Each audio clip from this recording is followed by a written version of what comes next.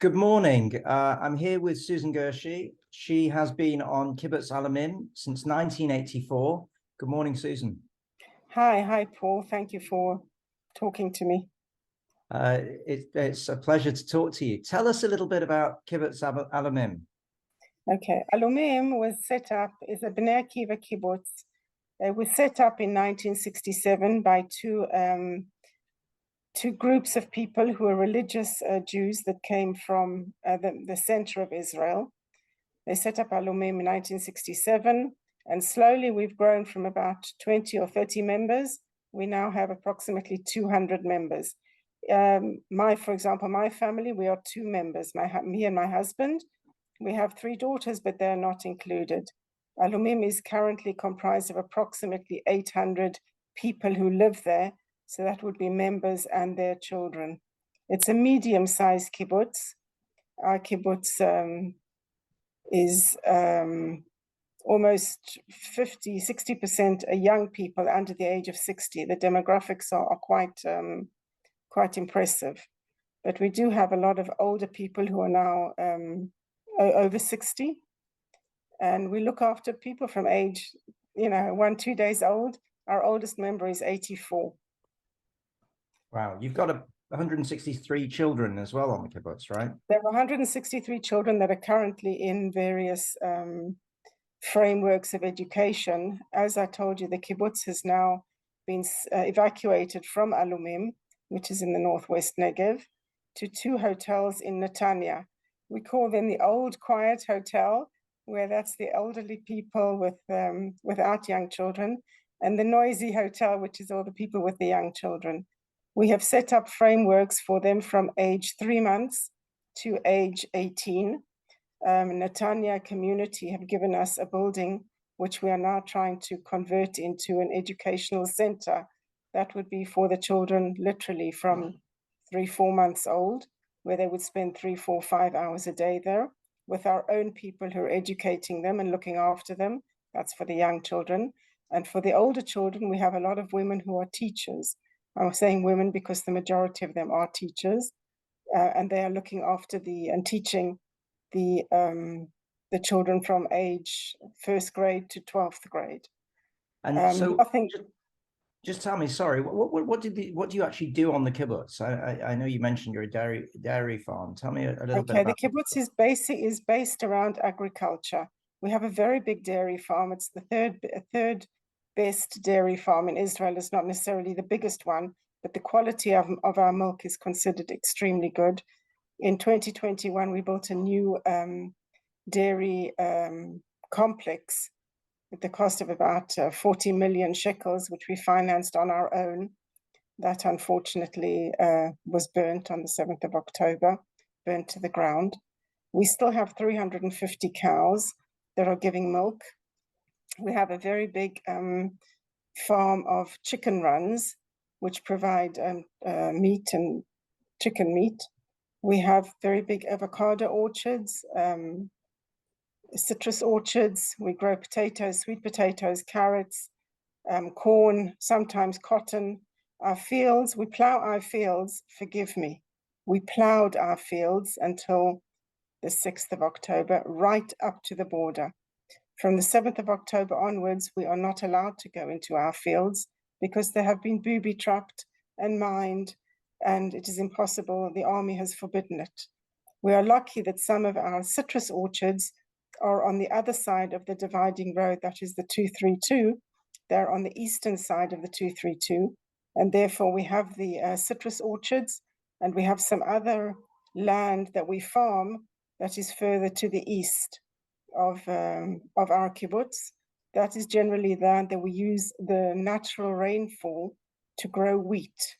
But all our land where until now we've been able to sow and to grow potatoes, sweet potatoes, carrots, is no longer tenable at the moment. Just as a point of reference, most of Israel's food supply comes from the northwestern Negev.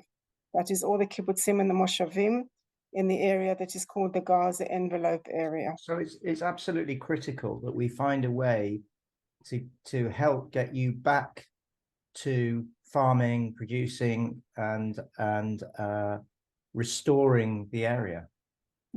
Critical. What about I know you're in the northwestern Negev, on the northern side of the Gaza border, I guess.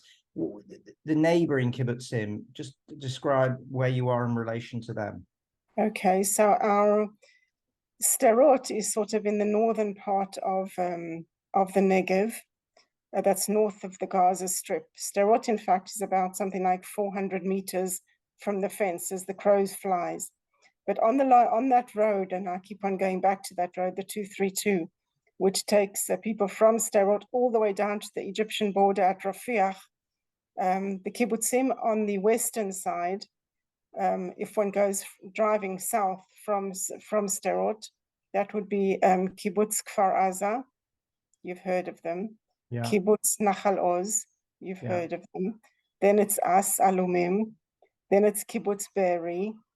And then you've got Kisufim near Oz, near Am, and the other kibbutzim and moshavim that are further south.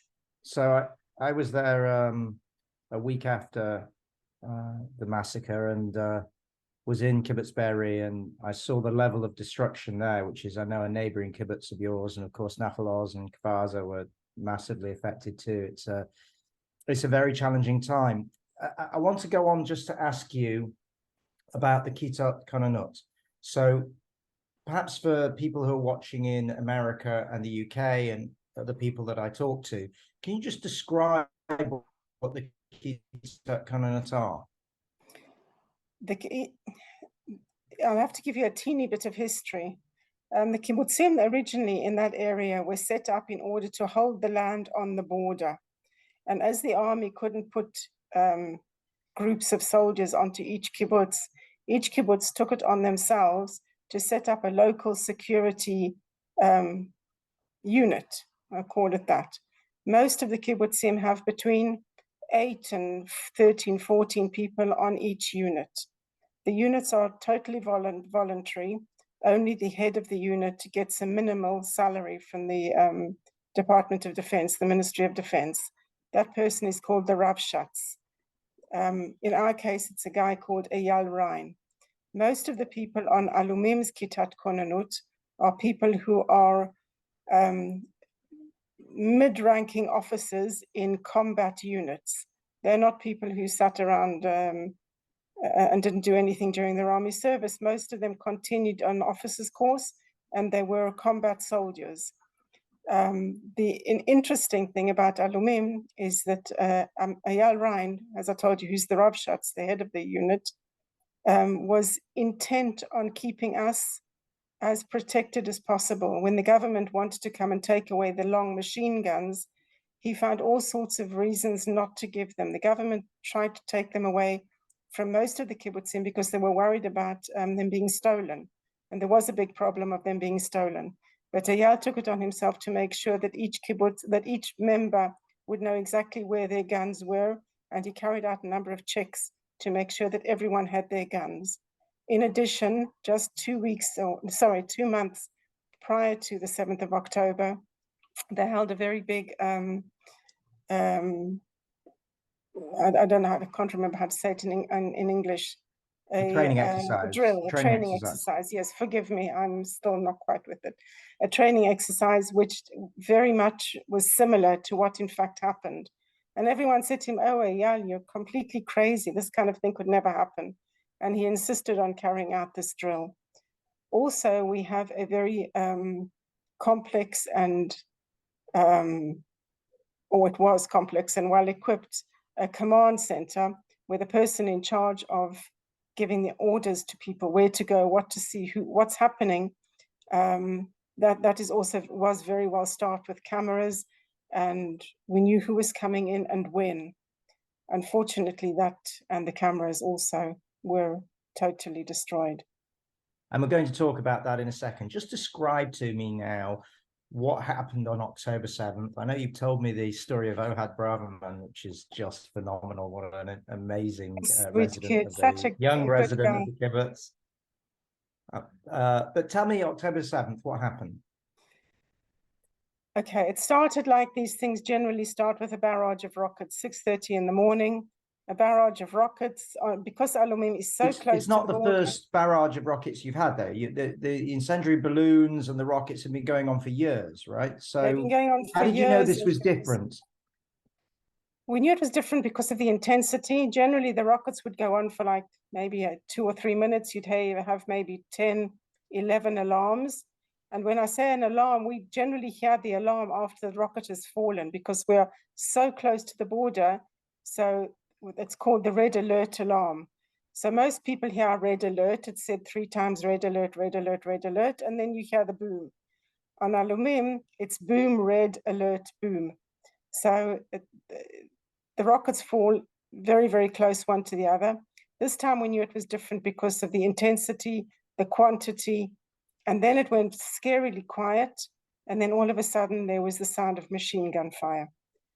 As soon as these things started, the Kitat Konanut, and I'm going to use the word Kitat Konanut, which is it's good for everyone to learn a little bit of Hebrew, which is the units, the patrol units, sent out a message to everyone, even though it was Shabbat, to switch their phones on. These are voluntary members of the kibbutz that are in a small group. They're like rapid response, community response teams, right? Exactly. Rapid response, community response teams. Most of them have their own personal armament at home. They probably have a pistol, but no one has a long gun at home. When I say a long gun, I mean a machine gun. That is kept in the armory. So the order went out for all the people, the 12 people in the Kitat Konanut, to go towards the armory and to collect their guns, and for everyone else to lock themselves in their safe room. Safe room is called a mamad. People were locked in their mamad for between 27 to 32 hours on Alumim. They could hear shooting outside. The alarm was raised by our people slightly. It's something like 6:26 or something like that, when a couple in their 60s decided to go for their usual morning walk around the outskirts of the kibbutz. They walked out of their house. They live right on the edge of the kibbutz, and they started hearing strange noises like a whirring noise.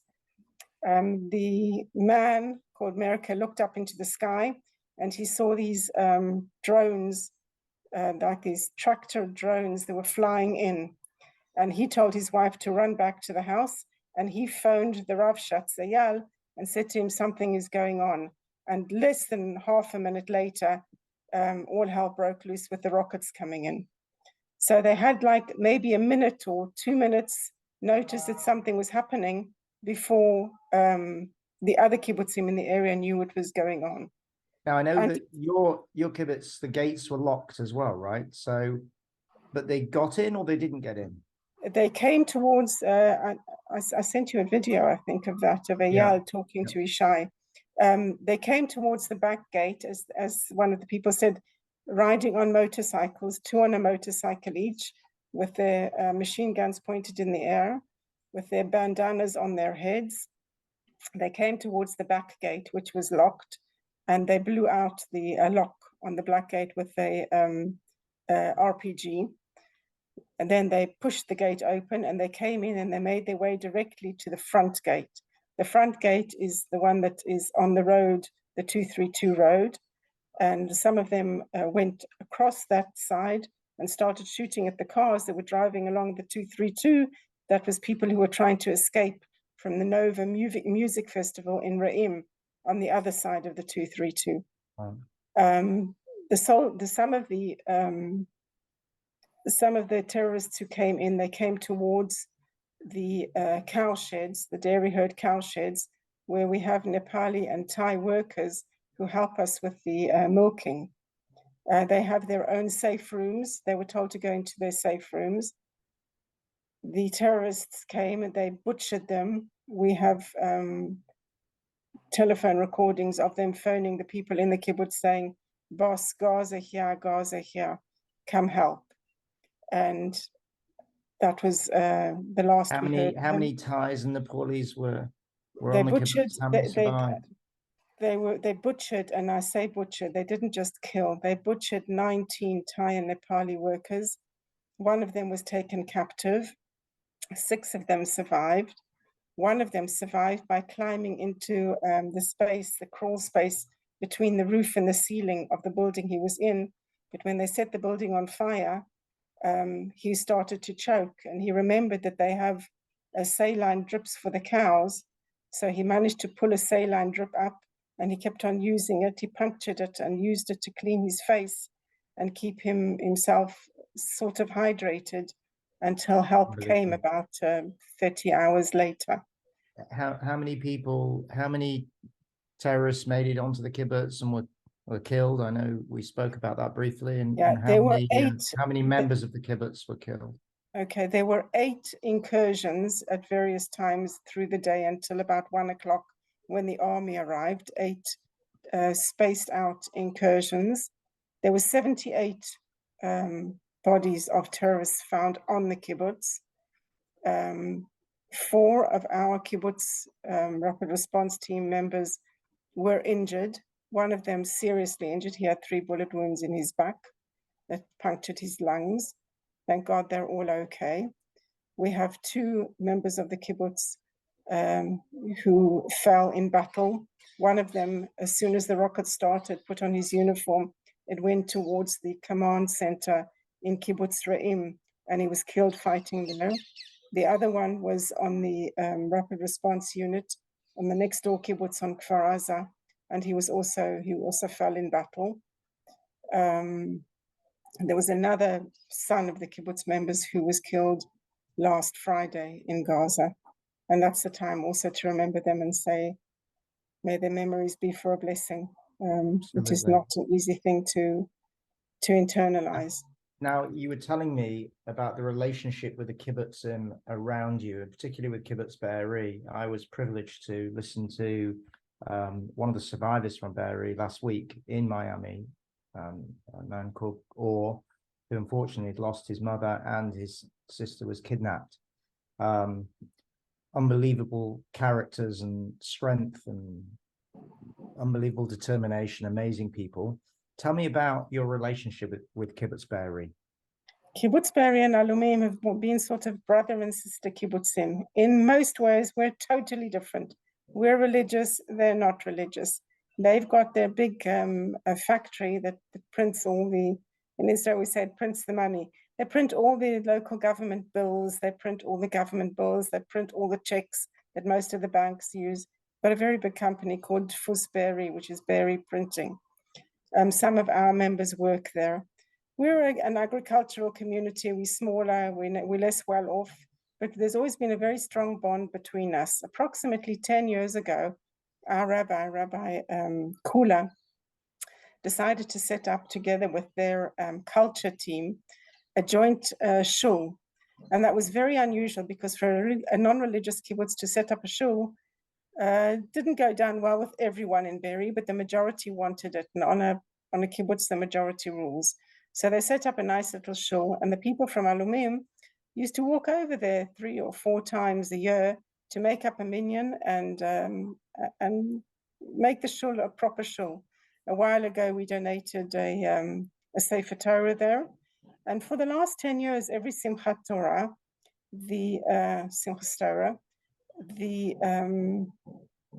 a group of about 15, sometimes 20 men and women would walk over in the morning of Simchat Torah. They'd walk over to Be'eri and they'd have the services there. They also do it on Yom Kippur, and they also used to do it on Rosh Hashanah. And also our people would help them carry out weddings. There were Jewish weddings with our rabbi. And it's a very interesting combination. Yeah, it's an interesting combination of living together, of coexistence between people who have very, very different belief systems, but we still are one people. And some of our people were there during October the 7th. The nurse in Be'eri who hid in a cupboard is the daughter of Alumim members, Nirit. It's an amazing story of unity in when the outside world sees a lot of division and a lot of infighting amongst the family, so to speak. It is a wonderful thing to see how Be'eri and Alumim collaborate and work together. The amazing thing about that story is that obviously Simchat Torah, which is the Jewish festival, actually the last of the festivals around the Jewish New Year, took place on a Shabbat morning, a Saturday morning, and that was the morning of the attack. So normally you go to the kibbutz on that morning every year. This year you decided not to, right? This year they went on the Friday night. Who can explain it? This year, otherwise they would have been leaving, walking that 2.5 kilometers along the 232 towards Be'eri at 6:30 in the morning. This year, for some reason, they decided to do it on Friday night. That just definitely sends chills up the spine. That's definitely a miracle. Now, tell me about what's needed now. What do you need now? I know that one people are looking to try and help Kibbutz Alumim, and we need our donors to help us to help you. So tell me what's needed. Okay, at the moment, what we need, there are a lot of things that we need. Some of the things are amorphic and we don't know when we're going to be needing them. The things that are needed now, important things that are going to save lives, are protective equipment. There are still people from the unit who are taking shifts, living on the kibbutz. They don't sleep in their houses. They sleep in the command center on mattresses. And they're there in order to make sure that there is a presence of Alumim people on Alumim, because that is our land. We're holding it and we will come back to it. The Kitat Kondanut and the volunteers who are maintaining the dairy herd are the people that are there on a day-to-day basis. There's also a lot of army there, but like we know these things that we know also from the Protective Edge operation that was in 2014, the army comes and then the army goes, and we can trust ourselves to look after ourselves. So what we need is tactical equipment, and I've sent you a list of the tactical and protective equipment that we need. We need to try and enhance and enlarge the ability for us to have more observation posts, not only posts, but cameras, and so that they can interconnect together with the observation center. I've sent you a specific list of the equipment that we need to ensure the security for the both for the residents and also for the Kitat Kondanut. But the residents who are not currently there, from time to time, they're allowed to come back and to collect some of their belongings. But the people who are there on a full-time basis, on a shift basis, are the people from this unit. So the kind of things include the protective vests, the helmets, cameras for around the kibbutz. There's a list of items which I'll share with my donors.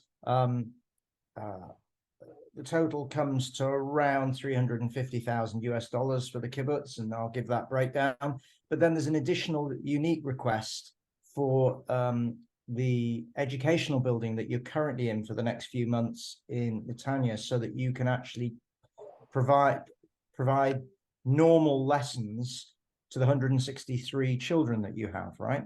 Yes, we've been very lucky. The army evacuated us to 2 hotels, as I said, in Netanya. Netanya local council, or the city council, have given us the use of a building, and we've put up partitions there and tried to make it into some kind of school. It's not going to be a proper school. We're not going to have proper lessons. Most people are still traumatized. We've not got to the post-trauma yet. That'll come later. And we do need things that are going to improve the ability for people to build up their resilience, renew their resolve to return, and become a community helping their children to become as stabilized and as healthy mentally as well as physically. So we're talking about things that would be needed to give, for the school itself. As I said, it's going to be a school that's covering age 3 months up to 18. So there's a vast range of things that we're going to need. I can't tell you exactly what it is now. I will be sending you. We do have a list. We do have a list, and it comes to about $27,000 US. I know we discussed that. Yeah, so it's not a significant amount, that could really make a difference in the lives of 163 children, right? It could make a huge difference. It could make a huge difference. We also, we're lucky that we have the resilience team on Alumim who are working very well in order to make sure that everyone gets the help and the ability to decompress that they need. So we don't need anything for that. I have to ask a question because, donors in the US and the UK often say to me, well, what's the priority? We don't know what the priority is. So you and I have talked about the Kitot Kananut, the rapid response teams, which are so critical because you need to feel safe. But then there's also the trauma management and there's other things. So in terms of priority for you, if there's a limited budget, what is it that's critical for us to do in the next 6 months? I understand there's a short term, a medium term, and a long term. Perhaps you could tell us, what you need short term, what you need medium term, what you need long term. And I'm guessing that would be similar for other kibbutzim along the border. Maybe you'd tell us. I think it would be similar for all the kibbutzim, and not only the kibbutzim, there's also Sderot and the people up north as well. Everyone needs help. Critical for the moment for Alumim is to make sure that we have a safe place to live, and that is the rapid response team and the security needs for them. After that, we need to be able to make sure that people come home safely, mentally safely. So that would be helping the children to be stable and happy and giving them the ability to learn in a calm, controlled environment. So that would be the things for the school.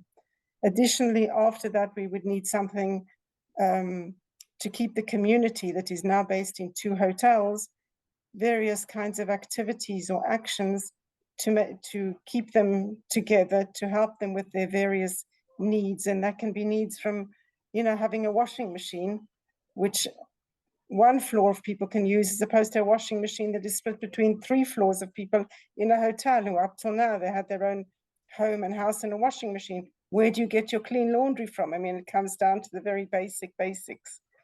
There are people, for example, who have special needs for their children. How do we cover that within the local health fund, which is helping us, obviously, but there are additional needs. So that is for the medium term until we actually leave Netanya. Once we leave Netanya and go back to Alumim, that is long term. There is a list and there's an explanation, which I think I also sent to you, of the long term things that we need. But I want to be completely transparent and say that we don't yet know what we're going to need for the long term. There are things that we would like a fully bomb-proof area where most of the kibbutz could gather. Because, for example, we've had occasions where it's been a chag or a yontif, and people have been together in the dining room. Our dining room's a beautiful dining room, but it's got all glass windows, which is now not a great thing. So you can look outside and you can see the greenery and the grass and the lawns, but it's not very good if you have to be inside and you have to take shelter. And that is one of the needs that we would have. In addition to that, we've had a little petting zoo for the children, where we had a lovely petting zoo that was set up, I think it was 12 or 14 years ago. All the animals now have disappeared. We'd have to set it up from start. Those are things that are on a sort of wish list, but I don't think that they're immediate things that I can say, look, we definitely need this now. We will come back, we will rebuild, but we need to feel safe there first. So I'm looking at priorities, and then we can look at a wish list later on. Economically, what are people doing now? Obviously, you were an agricultural kibbutz in a very traditional sense, right? People didn't even have bank accounts, your kibbutz members, right? That's it. Our kibbutz is one of the very old-fashioned kibbutzim. There are only 17 of us left in Israel, which were not privatized. We're still the old-fashioned communal living. When I say communal living, there's a dining room where everyone can get their food 3 meals a day from the dining room. It doesn't cost anyone anything. Electricity, gas, water. It all comes to everyone as much as one needs it. There are people who work as salaried workers, a lot of them within the healthcare industry. So we've got a lot of nurses, quite a few psychologists. We've got physiotherapists. Most of them work in Soroka Hospital, the Soroka University Hospital, which is based in Beersheba. At the moment, those people can't do their work because they can't travel every day from Netanya to Beersheba. It's about 2.5 hours drive each way. We're trying to find solutions for them. From the point of view of the agriculture, as I said, we can't go and plow our fields at the moment. We can't plant anything because a lot of it is booby-trapped. And from what we understand, it'll be a while until the war is over and we'll be allowed to go back to planting and harvesting. Are you able to effectively earn a living, and are you getting fed, and you getting the clothes that you need? Is that happening for all of the kibbutz? Is the municipality looking after you, or the government looking after you? Who's helping in this process? Each kibbutz has been given a general, a retired general, who's their connection between them and the government. People have been allowed to go back in bits and bobs to their houses on Alumim for something like 45 minutes at a time and collect their clothing, because luckily, apart from one person where the terrorists did get into one house, the rest of the houses are still standing. So people have been allowed to go back and collect some necessities.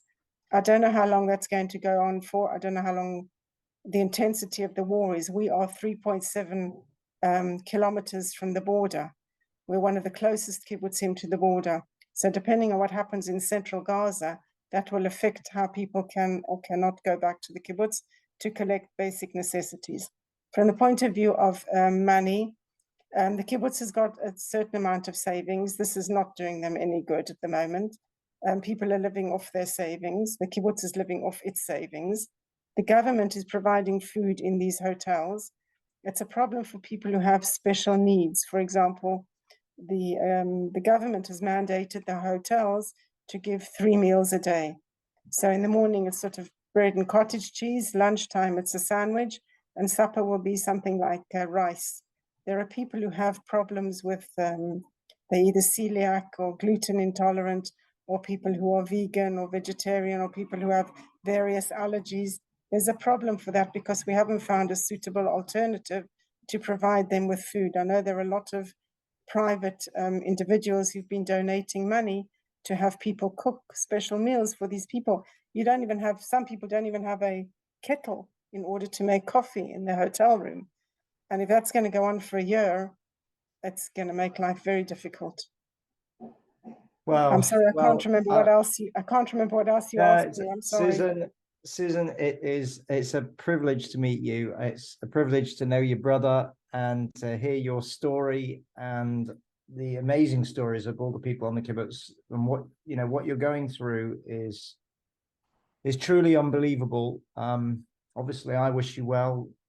The group that I work with in Renana called One People, and our donors, who are mostly from Australia, the US, the UK, we will do all we can, and we are definitely behind you. We're running around trying to raise funds from those countries to try and provide the support, not just to your kibbutz, but to others as well, and particularly to the Kitat Kananut, because we really do understand that it's hard for you to move back until you feel safe to do so. I would like to really thank you all, everyone in Am Yisrael, the Jewish people all over who are coming together and helping us in this horrendous hour of need. Please God, no one should ever know anything like this in their lives. The people from One People are incredibly kind and generous. We would so much like to host anyone that does come to Israel. We can show you around Alumim. We can explain to you what we're talking about. I'm married to an Israeli. I've been married to an Israeli for the last 40 years. I apologize if my English is not as good as it used to be, because my language now is Hebrew. But we can show you around. Sometimes seeing something makes a huge difference. So we invite you to come to Alumim, whether it be now or whether it be, please God, when we get back to Alumim as a community. It's a lovely place and very nice people. Thank you so much. Very much appreciated. Thank you, Suzan. I would like you all just to take a minute and, like we do very, very often, think of those who lost their lives, who are not as lucky as we are. I can't tell you how, in the midst of all this darkness and suffering, we feel that even though our lives are not easy now, we've got it a million times better than those whose families and friends and loved ones are in the tunnels in Gaza, and those who have lost their family and their loved ones. And I think that it's so important to keep them in our mind's eye as much as we can. We're all traumatized, but those people are far more traumatized than we are. So thank you so much to all of you at One People, and thank you to all your donors. Thank you very much, Susan. Wow. Well, if I can just tell you that I know that Be'eri have been offered a big building here in Jerusalem for the next 3 years. It's going to take them 3 years. Kfar Aza have been offered to go and stay in a place called Karmei Gat, just outside Kiryat Gat, in a block of flats there. Near Oz have been offered to stay either in Karavilot, in Bet Kama, or in Ruchama, the kibbutzim.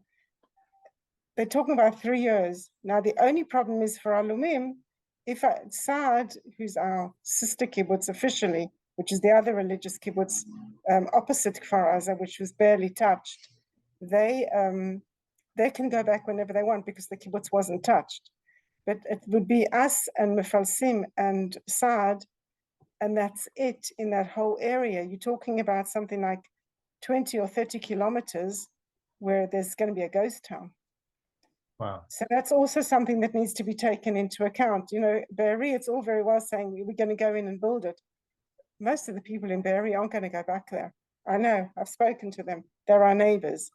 Anyone with young kids is not going to put their children to sleep in a place like that. So Yeah. I don't know whether they will be rebuilt or not. It's all very well saying in the middle of the war, yeah, we're going back in there, they'll be rebuilt. I'm not quite sure it will be. I'm not quite sure it will be there. Maybe it'll be a few kilometers down the line. Maybe they'll move the actual factory.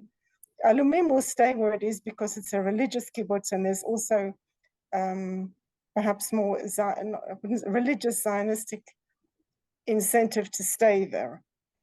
I'm not quite sure about Kfar Aza and Be'eri. Nachalos probably will go back. Kfar Aza and Be'eri, time will tell. They're talking about 3 years before they can go back. By us, they're talking about between half a year and a year. Because they're saying that the war is going to go on, and you won't be able to live in the area for at least a year. So we're talking about next winter. If for example, Alumim would be to go back. Kfar Aza and Be'eri are going to have to do a huge amount of clearing the area, and because there's a lot of ammunition there, the ammunition contaminates the soil. There's a lot of heavy metal there. Those kibbutzim, the whole area around their agricultural infrastructure, the actual ground is going to have to be cleaned. We call it purified. That sounds sort of too, sort of spiritual, but it's going to have to be cleaned from all the heavy metals that are there. And I don't know, they're talking about giving them places to live in Jerusalem, in Karmei Gat, and in Bet Kama for 3 years. How is that going to affect the kibbutzim and the cohesiveness of the kibbutz living in apartment buildings for 3 years when they're used to? It's causing huge stresses already. For example, I can tell you that Kibbutz Kfar Aza is currently living in Shfaim, which is a big, rich kibbutz. Shfaim, yeah, they're being very, very kind to them. But you can't transplant 800 people into and add them to a current community and say, well, you're sort of part of them, but you're not really. And Kfar Aza have it much worse than we are. In addition to all the trauma they went through, they're a completely privatized kibbutz. So everyone there has got, for example, mortgages on their burnt out houses. How are they going to pay for them? Where are they going to work? That's like horrendous things that we don't, thank God, we don't have to deal with that. Right. Be'eri is a kibbutz like us, one of the 17 non-privatized kibbutz, that the kibbutz takes complete financial control over all the infrastructure. So that's less of a problem. There are a huge amount of high-tech startups, for example, in Nachalos. Nachalos has got a great startup park. And, you know, there's all sorts of optic high-tech things that have been set up there. That's now gone. Where they're going to set them up, who's going to pay their money, I don't know. But from the point of view of coming back to live, I know that Be'eri, Kfar Aza, Nir Oz have been offered for 3 years to stay in these places, whether it'll be 2.5 or 3.5 or 1.5. At the moment, the government is saying 3 years. Transport between the two hotels, they're taking taxis back and forth the whole time. You know, something like that could be useful. We brought our fleet of cars from Alumim and we've separated it between the two hotels. But the transport between the two hotels is difficult. I told you the thing about food is difficult.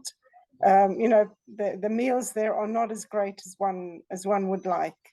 But what, you're gonna sponsor a kitchen? It's not realistic. You're gonna sponsor taxis? You know, you're talking about things that are going to affect the entire community. So there are all sorts of bits and bobs that people need. Well, we're in a war and we have to get used to different conditions. Yeah. So those are things that would be nice, but they're not going to make, and they may make a difference in the short term to what people need and feel. But if I need things that are for the entire community, things like safety, things like, you know, long-term safety and protection, that's what we need. Yeah. Look, I can put you in touch with a guy called Zviki Porat, who fundraises for a lot of things for Alumim. But he's going to talk long-term to you, and you don't need that. You want something now. And the thing that we want now would be to help the people hold on to Alumim and keep it safe. But your cow shed was burnt down. So what do you do about that? I mean, that's so they fixed up. We brought people in and they fixed up the actual electronics and electric bits of it. So the cows are now being milked. I sent you that. You did send it to me, but what about the actual building itself? Has that been restored or not? Oh, that's something that we're going to have to restore. We're going to have to restore. Is the government going to help you with that? We've got insurance. I would hope the government helps. Look, you know the government here as well as I do. Who knows? It's not just Alumim they have to look after. They've got to rebuild the whole country. I don't know if they're going to help us. You know, the cow barn where you see that sort of roof that goes like that, that's been burnt. That's where all the hay for the winter was. There's now no hay for the winter. We have to buy fodder for the animals. You know, it's basic things like that. But what I'm going to say to you, help me buy fodder for the animals, it's not realistic. You know, you want something that you can be tachlis and say, this is what I want now. So, you know, I'm trying to winnow and weed out the non-essential things that maybe we'll get money back from the insurance. So then how do I pay your people back if we get money from the insurance for the cow barn? You know, how do I pay? I want something that I can use for the good of the kibbutz and no one else is going to give us. So insurance, we'll get the insurance. We won't get the insurance. The government will pay some of it. You want something tough. Your people want to see something on the ground. Yeah. And that's what, you know, I'm trying to be really clear. I can give you 20 things that we need, but they're not going to be things that are going to either be large enough money that it's going to be worth your time speaking to your donors, or it's going to be things that are going to be, I may get the money from the government. And then what do? I give your money back to you. How do I give it back to you? Who do you give it back to? I don't want to take money that's not earmarked for something specific. Yeah. Okay. Again, thank you so much. Thank you. We'll keep in touch. I appreciate your time. Take it easy. Bye-bye.